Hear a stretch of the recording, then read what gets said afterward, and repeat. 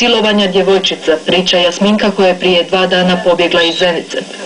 Komentari njihovi su, pa to nije dijete, to je djevojka, to je žena. Najviše se bojala za svoju 13-godišnju kćer. U nas par majke koji smo imali ovaj uzrast djeteta smo razmišljali čak na šišama, koliko ne izađemo, ne uspijemo izaći iz Zenice, da je šišam. Ja svoje nekako zaštitimo tu našu djecu.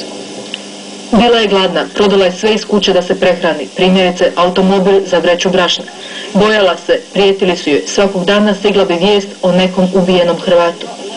Za bilo kakvo obraćanje, za pomoć u Zenici, vrata su bila zatvorena, niti si smjelo pomisliti da tražiš od nekoga pomoć. Jednog jutra na vratima njezinog stana osvanuo je veliki crni križ. Shvatila je opomenu i napokon odlučila. Pritisak više nije mogla izdržati. Tarifa po glavi čovjeka za izlazak iz Zenice je 500 maraka. Onda sam prodala sve, sakupila nešto para, dala zlata, da bi došla do ovdje. Pješice. Cijelu noć od 8:30 smo pješačili do Kiseljaka, ujutro 5 smo stigli. Na koljenima smo išli svako, na sve načine.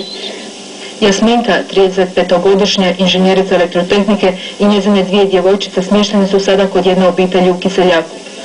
Kako će dalje, zapravo nikome nije stalo. Od ostalih možda očekuju barem da razumiju njihove razloge i da shvate kako u Zenici više nisu mogli. U Kaknju je već 250 dana zatočeno 350 Hrvata.